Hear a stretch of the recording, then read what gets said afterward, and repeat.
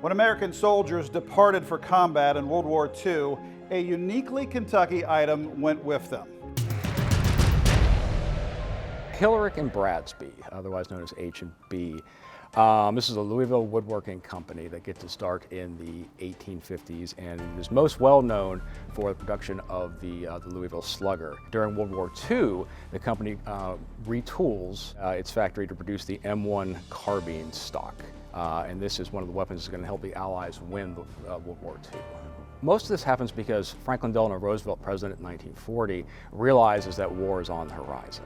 And it's during this time that Roosevelt gives a fireside chat speech of December of 1940, where he talks about the United States becoming an arsenal of democracy for the Allies. And basically what this means is that factories on the home front of the United States, factories like Ford and Chrysler and General Motors, are now going to be retooled to produce things like tanks and airplanes and military vehicles, and they are going to be sent over to help fend off this fascist menace. The United States produces something like 1,200 warships, 300,000 planes, 88,000 tanks, 900 billion cigarettes, and roughly 6.5 million M1 carbines. This is the most produced small arm by the United States during the war.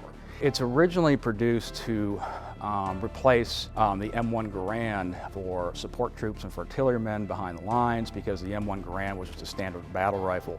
It was simply too large and bulky. And the M1 carbine was in essence made to replace that for these folks. But it's a very versatile weapon. It's lightweight, it's compact, it has a 15-round magazine, so it becomes very popular with infantry officers and NCOs and paratroopers. The weapon is designed by Winchester. The Winchester makes very few of these. They're actually contracted out to a bunch of different private companies.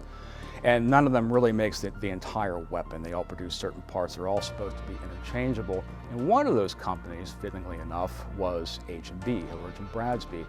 They simply retooled their factory, and instead of making baseball bats, they are now making M1 carbine stocks.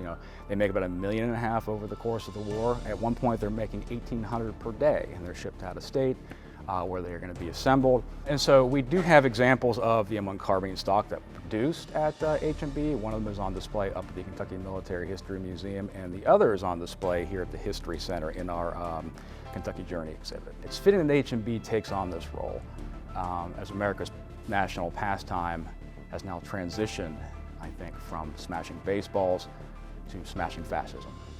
To learn more, visit us online at history.ky.gov. From the Kentucky History Center and Museums in downtown Frankfort, I'm Doug High.